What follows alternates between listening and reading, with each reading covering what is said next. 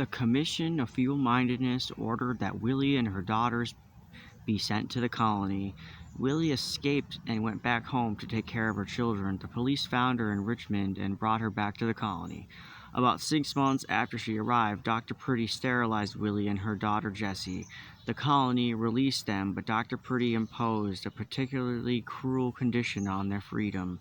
Neither could return to live with their family. Willie had to stay with her eldest daughter, Bessie, who lived with her own family more than 20 miles outside of Richmond. Jessie went to live with Miss J. W. Murphy, who was even farther away.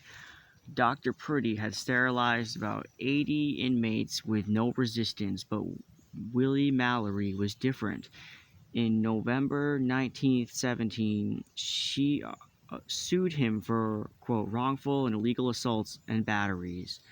Specifically, she charged that Dr. Pretty placed her, quote, under either or other anesthetic, and then performed an operation, quote, sterilizing her and unsexing her and destroying her power to bear children.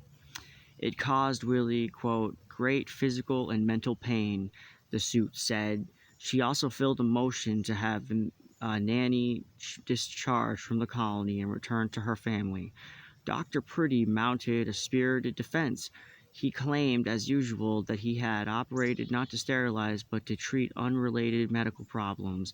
From his examination of Willie, he said it was determined that an operation was not only desirable but absolutely necessary.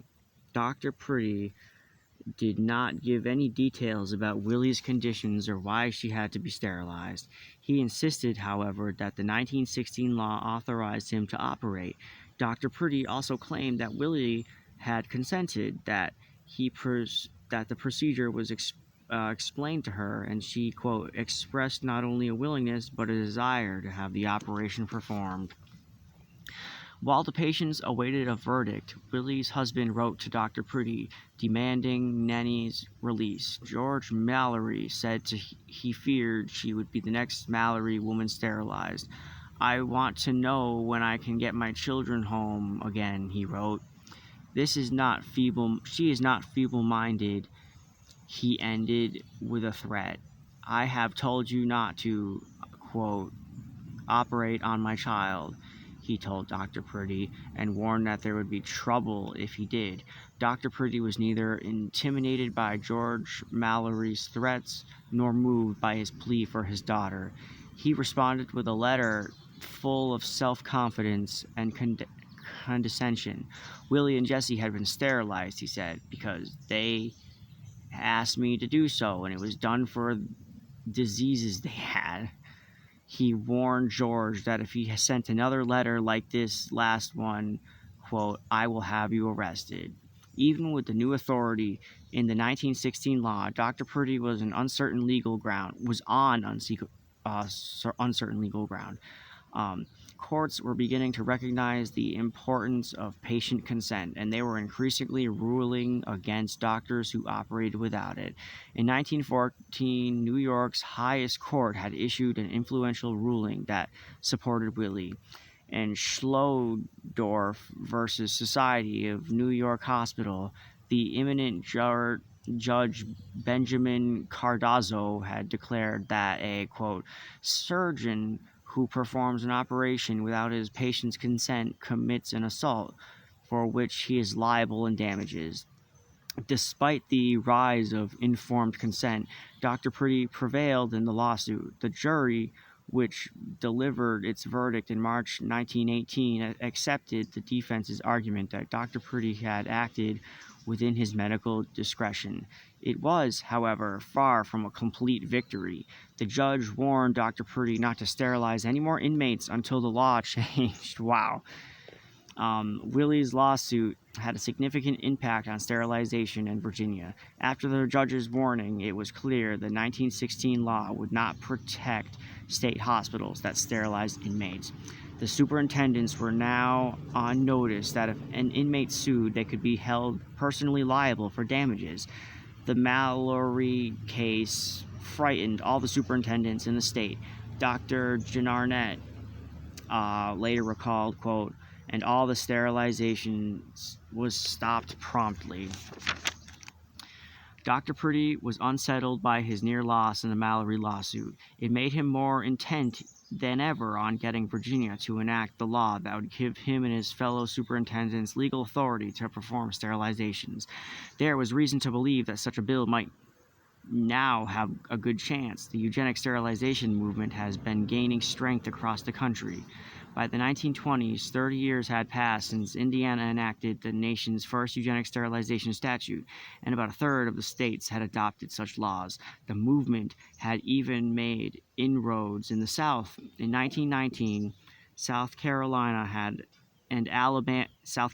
and Alabama had become the first southern states to enact eugenic sterilization laws.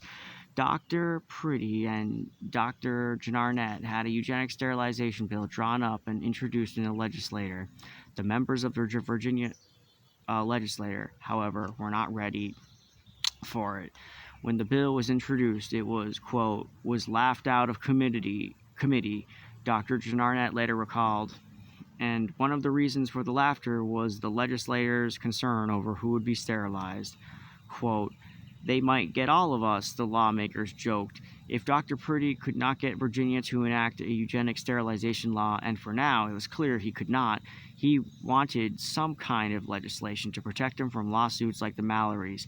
He went to Audrey Strode, who is now one of the legislator, and asked him, working on a private lawyer, to draft bills that would protect state hospitals and superintendents.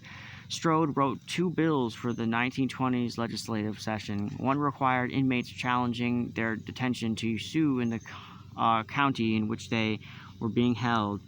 Willie had been able to sue in Richmond, which meant Dr. Priddy had to travel from the colony for the lawsuit and defend himself on her home turf.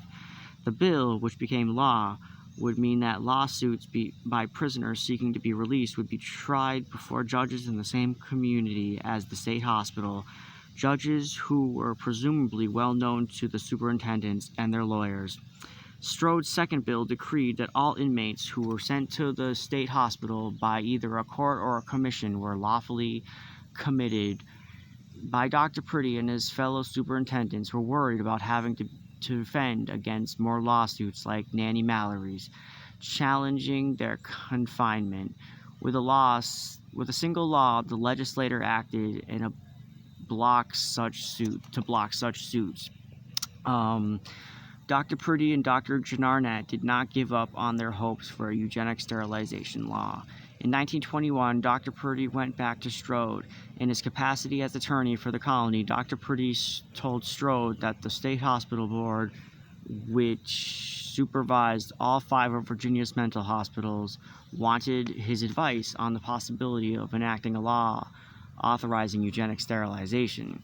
Strode agreed to investigate the matter. He researched the law of eugenic sterilization in other states. In every case he could find where such a law had been challenged in court, it had been struck down on equal protection, due process, or other constitutional grounds. Strode thought it was likely that if Virginia passed the sterilization law, it too would be invalidated. Strode also mentioned that he had been in the legislature when it voted down Dr. Carrington's sterilization bill.